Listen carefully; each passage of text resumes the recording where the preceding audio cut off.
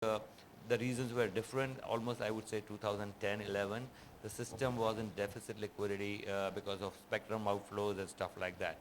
So purely, if you look at a lot of players in the market, they haven't seen the benefit of positive liquidity or neutral liquidity, the benefit of carry.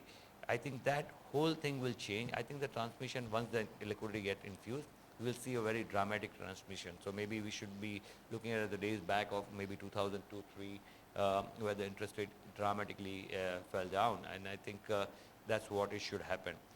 Maybe I should stop there, or maybe you want me to talk about my thought on the global thing. But We'll come back a second. yeah, absolutely. So with liquidity coming back into the market, Nilesh bhai, where do you think the equity markets are headed? And do you think the FIIs will come in and play that much of a role as they did earlier?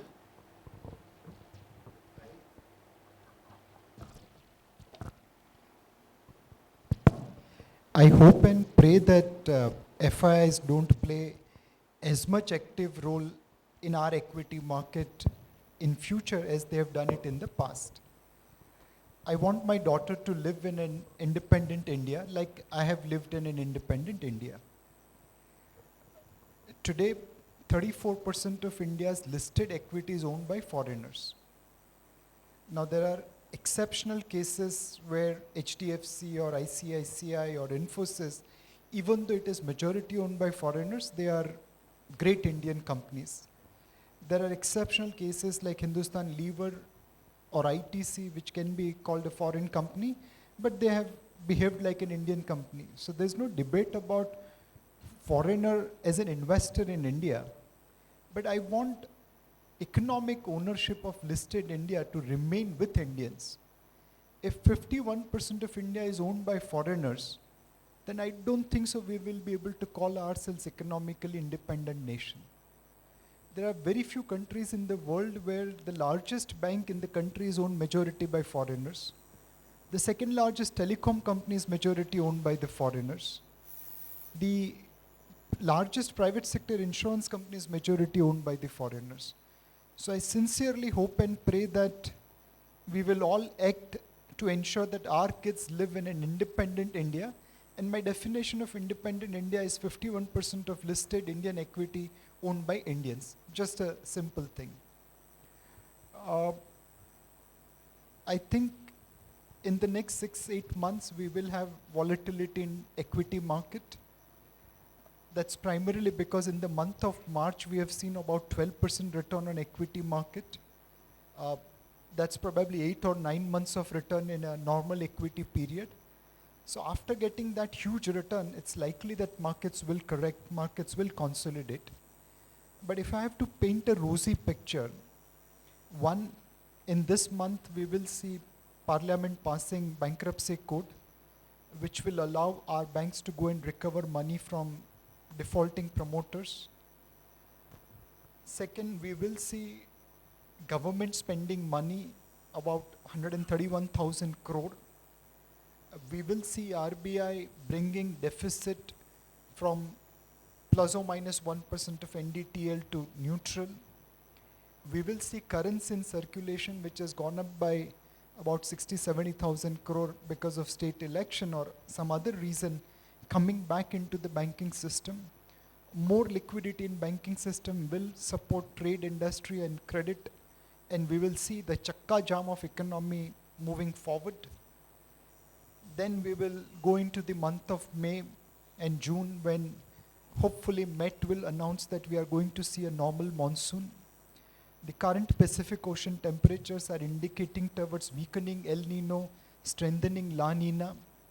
Weather is fickle, but hopefully after 2 below average monsoon, we will get a normal monsoon this year.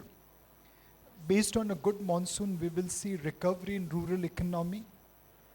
We will also see exports recovering because now Indian rupee vis-a-vis other emerging market and developed market currency is reasonably well placed compared to what it was in the past. We will also see benefit of lower interest rate through better transmission of monetary policy in the hands of borrowers. We will also see implementation of one rank, one pension and 7th pay commission recommendation. That's about 1,08,000 crore in the hands of 1 crore central government employees and pensioners, including railways. Then one rank, one pension could give between 8 to 10,000 crore to retired military personnel. That 1,20,000 crore or 1,25,000 crore net of taxes will create consumption boom in automobiles, mobile phones, consumer durables, travel, entertainment, and so on and so forth. So we are seeing event after event which could be supportive for better economic activity. Monsoon, liquidity, interest rate cut, spending by the government, 7th pay commission, one rank, one pension. All these things, along with exports recovery, should keep corporate earnings on a better side, on a growth path. It will be a little fragile recovery, little bit back-ended recovery. It will get punctured by Chinese market volatility or European Union volatility or Fed raising rates ahead of market expectation. But we will continue to go up and hopefully will end the year, either calendar or financial, at a higher level of Sensex than what it is today. And probably we will be better poised for FY 2018 and 2019, where on a consolidation of FY 15, 16 and 17, earnings actually take off. So I'm quite hopeful about FY 18 and 19, and I hope this steps which I outlined kind of builds the platform for takeoff in 18 and 19, and will have more Indians participating in listed India's ownership rather than foreigners. Thank you, Nilesh bhai. That was really a long list of positives. And but let me ask you, Jitendra bhai, what do you feel confident that this chakka jam of the Indian economy is going to end now? Is the corporate sector really going to pull its weight? So I will start from the point which you were making during your presentation. And the question was that how do you manage your funds? So two key points: you have to predict the markets and act on that. Now same thing is applicable to corporate sector as a whole. You have to predict the markets, predict the business environment, and act on that. However, there is a key difference between your management and our management. We have to take a long call on the business, 10, 15, 20 years call. Now, I remember around 15 years back, when I used to meet other corporate CFOs, many CFOs used to tell me, my business size is 50 crore, 75 crore, 100 crore. And whatever is happening in US, I'm not concerned about that. I'm India specific, small size of the balance sheet. Post 2007, India became more and more integrated. Today, I can show you the small corporates with $5 million revenues or balance sheet also have a linkage of foreign. Either they're importing something or they may have small exports. So the new challenges which has come up to corporate sector is that this global linkages, it has completely transformed the way we look at the business. And as we know, this VUCA word, the linkages is increasing tremendously and is becoming virtually impossible now to predict what's going to happen 1 year down the line. And in such a scenario, to predict a 15-year, 20-year, 30-year project is very, very difficult. Other thing is that you as a fund managers, once your views changes for whatever reason, you may exit. We are wedded to the projects, wedded to the business for 10, 15, 20 years. That's a huge difference. Coming back to your point, that I think we have already seen this trend in the last 12 to 18 months from the new government. These baby steps have been taken in the right direction, and it's very clear that we are moving in the right direction about this change in business environment. I come from the sector which is closely linked with the economy. So if the government policy changes, the first impact come on my sector. So I can give you the first data that many things have been sorted out by the government in the last 12 months, particularly coal, gas, approvals, highway sectors, airports are in much better shape now. So if you look at the trend, which clearly suggests that the pace of reforms may not be as fast as our expectation, but direction-wise, we're in the right direction. And if this trend continues, you may see much better days ahead. And this is also acknowledged by the finance minister in both the budget, this budget and the previous budget, knowing fully well that private sector does not have a capability of starting the capex now for various reasons. They're starting the capex from the government sector first, and it will be hopefully transmitted to the private sector. And RBI cutting the rates yesterday and hopefully getting transmitted to the borrowers will be another step in the right direction. So now, with markets and the real economy, we look at currencies. One of the reasons why there's been so much of turmoil in the global economy is the Chinese factor. And that in turn has impacted what has happened to the currencies and led to almost a currency war. So Abhishek, your thoughts on this? You know, the word currency war is very interesting. It's called beggar thy neighbor. Means make your neighbor the beggar. I want to print as much I want to print. I want to improve my exports no matter how many countries suffer. And the best part is no country accepts that.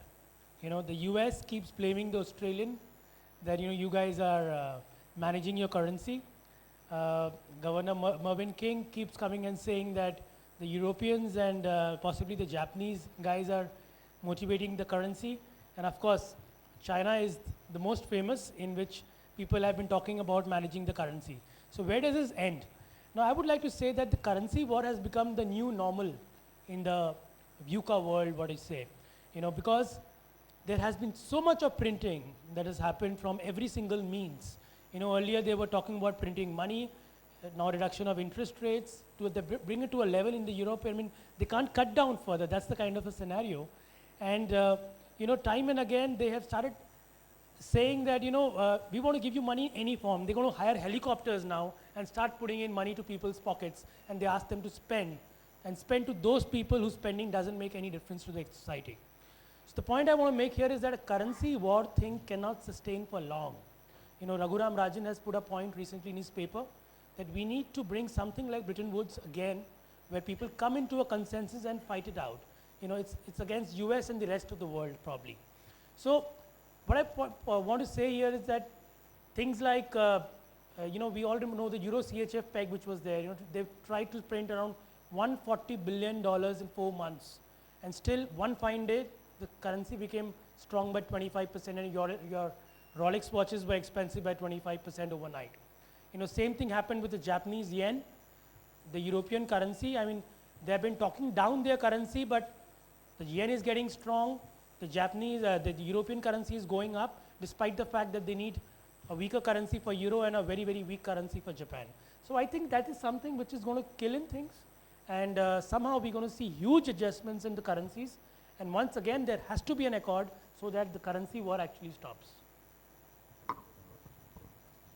So let's look at the uncertain, volatile world, the VUCA world that we are talking about. And I'll hand over to Mr. Jayesh Mehta and request him to give his thoughts on this. So maybe I'll try and attempt, you know, Nilesh Bhai always brings anecdotes, and I have never been a great speaker, and nor I understand economics too well. But I think that's my just loud thought, and maybe you can all ponder upon it, we can discuss about it. I always remember, that's what my favorite topic is. I always talk about two things, like A is way the economic, the way the central banks today are run, the way the global stuff are run is mostly done by economics. As Nilesh Bhai was talking about negative interest rate, there's no chapter of negative interest rate in economics, whatever, when the current regulators were studying, and even today there are no chapters on it. When the current regulators were studying the economics theories, is like either Keynesian theory or Ford Motor theories and stuff like that, and I think the world has changed dramatically. So just to give you an example, like, you know, you go to Ford Motor factory in Detroit, they show you a, you know, their movie about Ford Motor, how it evolved and all that. One picture which really stuck in my mind somewhere in 2000 was, you know, the old Ford car with the worker driving the car, wife sitting with a scarf and children with balloon in the rear seat. Now what that signifies? It signifies two things which has changed dramatically. A is the worker, manager, flow shop manager, CEO and the shareholder. The difference was maybe X, 5X, 50X, at the most on the outer side 100X. So that was the thing. But what it also did was it created township. It created, it required schools, bars, barber, everything. So it created the whole township. The Ford Motor created the whole township, which is called Detroit, right? Fast forwarded 3 years back, Discovery Channel has a serial called Mega Factories, which has laced sheep's factory shown there. And of course, they a little bit dramatized it, saying that Thanksgiving Day, extra orders, blah, blah, blah, and all that. I think the most amazing part there was right from removing potatoes from the ground, the packet going to the store, not more than 15 people were involved. So what does that signify? Two things. A, whatever that in between slab or whatever, because of technology, it's like the wealth distribution has changed dramatically. After this 15 people, it goes to shareholders, CEO and the shareholders. And the another thing is the skill set required. There's no township happening. So there is, if you're trying to use the old model of economics, this is not township happening. When you build up a new project, new factory, there's no township happening, which was the model earlier. The third thing is, most importantly, is I think, even the skill set. Out of that 15 people, 5 of them were technical guys. So there is definitely a landscape change happening on the technology world. And I think that's somewhere is not being brought up into, and it's so recent. Like if you really look at all the innovation which is coming up it's come up very rapidly in last 8 years. Nobody had a smartphone